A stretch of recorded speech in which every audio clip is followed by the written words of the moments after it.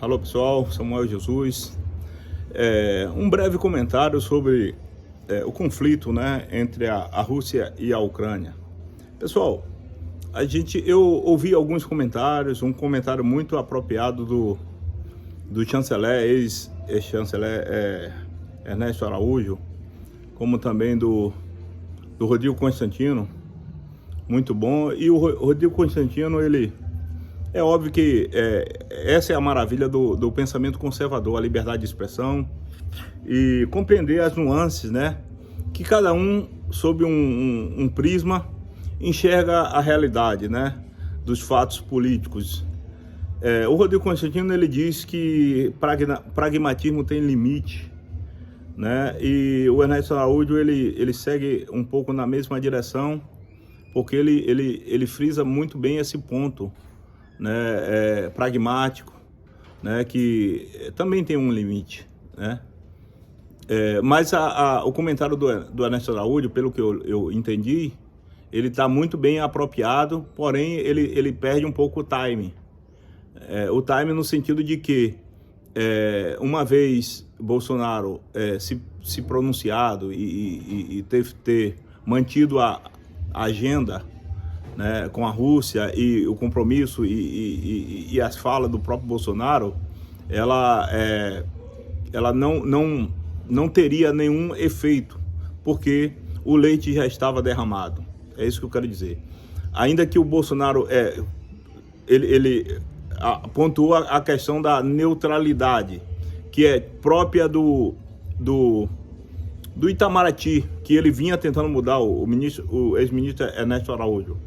Então, essa neutralidade, porque quando você não se posiciona, você acaba favorecendo um lado ou outro. E nesse caso, acabou favorecendo a Rússia. Mas aí é que está o time da questão.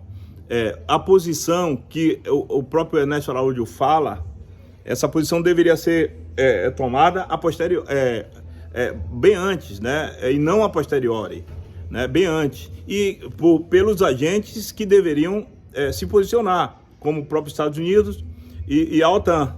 Isso não foi feito. Então não seria o Bolsonaro que teria que fazer depois do leite derramado. Não teria. E aí o Bolsonaro acabaria abrindo mais uma brecha para uma relação. E até porque, posicionando ou não posicionando, o Putin ele é um estrategista, pô. O Putin sabe o que é que o Bolsonaro acredita. O Putin sabe que o Bolsonaro é um democrata, é um estadista, é um defensor da liberdade. O Putin não é. O Putin não é, nem o Putin, nem a Rússia. E eles sabem. Eles conhecem a mente do seu inimigo, vamos dizer assim. Eles conhecem. Eles leem Sun Tzu. Eles conhecem. Assim como o Bolsonaro também deve conhecê-los. A mentalidade deles. Então, assim, todo o governo, né, tirano, ele é totalitário, ele é antidemocrático e ele não preza de forma nenhuma pela liberdade individual, que é o valor mais caro do ser humano, é a sua liberdade, a liberdade e a vida. E a vida e a liberdade, e vice-versa. Na ordem que você colocar, eles não prezam nem por uma coisa, nem por outra. E alguns até chegam, o Putin é conservador. Putin não é conservador, porque se uma coisa que é caro ao conservador é a liberdade de dizer, de aceitar o contraditório, ainda que o contraditório seja tão danoso como é contra o nosso presidente Bolsonaro, que passa do limite da liberdade de expressão, né? E passa para uma crítica generalizada e, claro, a desinformação e a demonização da pessoa do presidente Bolsonaro e de quem estiver do outro lado, né? Do lado antagônico, né?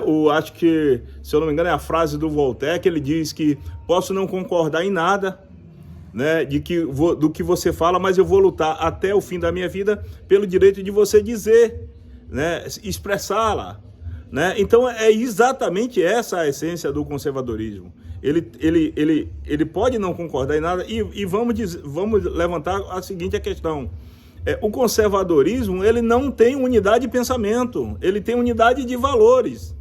Mas cada um, a gente pode ter, e eu digo que não é divergências, na maioria das vezes não são divergências, são premissas, partindo de premissas diferentes, mas que se somos realmente intelectualmente honestos e verdadeiros com nós mesmos, a gente vai ver que muitas das discussões ela está no plano superficial e não nos axiomas da vida, né, que são irrefutáveis, como a liberdade incondicional, a vida, né? Então, nesse quesito aí, falhou o presidente da Ucrânia, né? Comediante, pô. Você pega um comediante e bota para ser presidente, como eles queriam colocar, ensaiaram, né? Colocar a terceira via com Danilo Gentili, né? Aquele médico, enfim. Pô, pelo amor de Deus, política é feita para políticos, para homens maduros.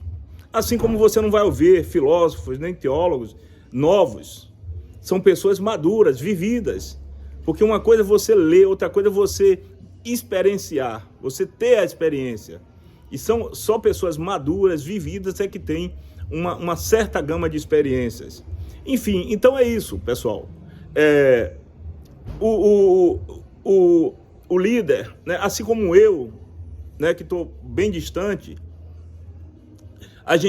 muita gente sabia do desfecho, que a Rússia iria tomar a Ucrânia, até porque a ação da OTAN e do Joe Biden foi para que isso acontecesse. Ora, isso era inevitável, né? E, enfim, então eles empurraram a Rússia para a China, quando eles deveriam trazer a Rússia para o Ocidente, que tem muito mais em comum a Rússia com o Ocidente do que com os países asiáticos.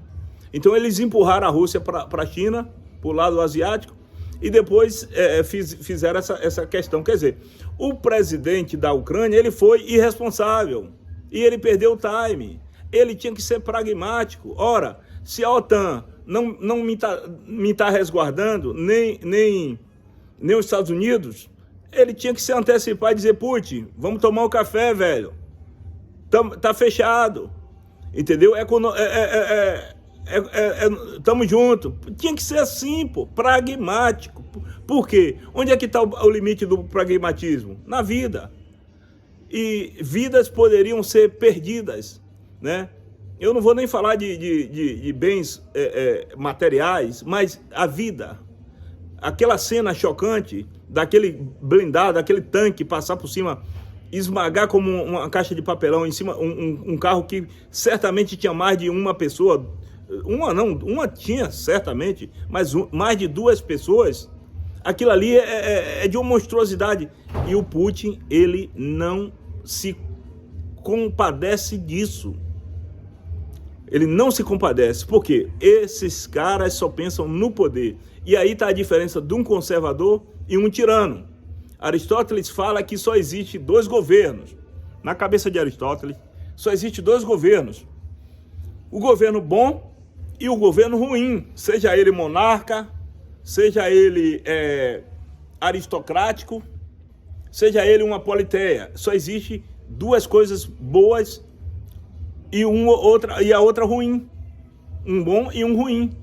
Isso era na cabeça de Aristóteles. Se a monarquia é ruim, então ela vira um déspota, né? O monarca, o rei vira um déspota. Se a aristocracia vira uma coisa ruim, ela vira uma oligarquia, é o que está no Brasil, tá? Enfim, na mente também dos globalistas. É um grupo, né, que controla o mundo e foram eles que empurraram essa guerra para acontecer, né? Colocaram o Biden, tiraram o Trump, que é um cara que pensa por si, né? E colocaram um cara que fica sendo mobilizado para um lado e para o outro. Ele não sabe nem para onde ele vai. É um velho senil, tá? Então, e a politeia é justamente as pessoas, o sufrágio público, né? Como temos aqui. Mas as pessoas não têm um mínimo de conhecimento para escolher seus representantes. Então, como é que a coisa pode sair bem feita? Então, vai ser tudo mal feita. E aí, coerentemente com Aristóteles, né? A Bíblia, né, anterior a Aristóteles, então, coerentemente com a Bíblia, Aristóteles e a Bíblia vai dizer que um rei, quando o ímpio o justo governa, o povo se alegra, mas quando o ímpio governa, o povo geme. Então o que nós estamos vendo é justamente isso.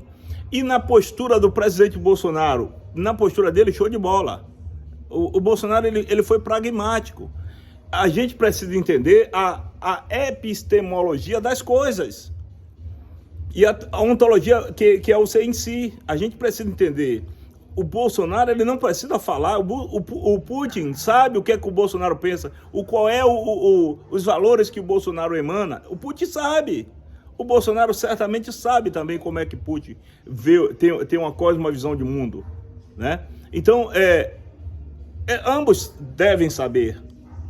Então, o Putin é um estrategista.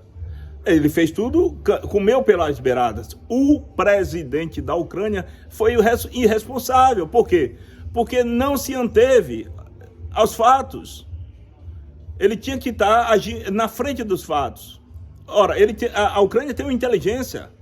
E essa inteligência falhou? Ou foi tudo de premeditado? É porque esses caras não são burros. Apesar dele ser um idiota, um comediante, eles não são burros. Ele tem informações. E essas informações não chegaram a tempo dele tomar uma decisão rápida, evitar um massacre desse? Então, é tudo de caso pensado e eu me recuso a acreditar que as pessoas são tão ignorantes que elas não tomem decisões a fim de preservar a vida. Sendo eu, no lugar do presidente da Ucrânia, eu ligava para o Putin imediatamente. Velho, senta aqui, vamos tomar um café. Acabou, resolve a questão, pô. O que está em jogo são vidas, pessoal. E uma vida que se perca é uma vida que a gente não pode levar para o dia do juízo final essa responsabilidade. Uma vida que se perca. E aí a gente tem que estar focado para não perder esse time. Tá? E até as análises dos discursos, a gente tem que ter esse prisma. Será que o cara está sendo honestamente intelectual falando? Sim, em alguns casos a gente dá para notar. Quando a gente vê uma tendência, aí é que já é danosa. Né? No comentário do ministro e também no comentário do Rodrigo Constantino, eu vi pessoas honestas tentando fazer um comentário muito, muito sério e trazer à luz a realidade para aqueles que querem saber um pouquinho dessa demanda. Não obstante, pessoal, a gente precisa entender que a Ucrânia ela sempre foi muito próxima da Rússia. Tá? A gente não pode esquecer também que as tropas da OTAN e os Estados Unidos cercaram a Rússia. E qual seria a reação inevitável? Como Putin fez e reagiu. Então, tudo de caso pensado. Quem fez aquilo, fez para Putin tomar aquela ação e ser do jeito que é. Enfim, o que está em jogo, pessoal, são dois players que lutam, um pela democracia e um pelo totalitarismo. E esse totalitarismo, eles estão ganhando. A nossa responsabilidade como brasileiros, cidadãos brasileiros, é entender que o que está em jogo não é a minha vontade nem a vontade do outro, é a nossa liberdade. A esquerda, ela já domina a América Latina. Só falta o Brasil, como tem um sermão de um pastor, de um padre, que ele fala: eles vão precisar do seu voto para chegar ao poder. Mas depois de ter chegado ao poder, eles não mais precisarão do seu voto. Eles não sairão mais de lá. Isso foi de uma sabedoria tremenda, a leitura que esse padre fez. Então, atente você. Essa agenda, hoje não há desculpas para dizer, eu não sabia. Rouba, eles roubam, eles dizem que roubam, eles confessaram os seus crimes, eles aprovam a agenda de abortos. Isso é um crime contra Deus, tá? E o aborto nada mais é do que um controle da população mundial, né? O controle de natalidade. Isso já foi feito com Herodes, né? E no Egito antigo, né? Matar todos os bebês, né? Hebreus, masculino, entendeu? Então, isso tudo é pauta deles. A agenda pro aborto, fim da polícia militar, desarmamento, tudo para cair no domínio dos tiranos globalistas, como a Ucrânia. A Ucrânia se desarmou. Ora, será que eles não sabiam? Será que eles são tão ingênuos? Não, não são. Eles são colocados dali para fazer isso. E a gente só tem um cara autônomo e independente que está jogando magistralmente, porque ele foi levantado não por vontade nossa, mas por vontade de Deus e misericórdia de Deus. E devemos orar, interceder pelo presidente e sua família e todos os seus ministros e também nós, apoiadores uns aos outros. Que Deus abençoe a todos. Samuel Jesus, o entusiasta de Jair Bolsonaro, e essa é a opinião, lembrando que a Ucrânia, ela é co-irmã da Rússia.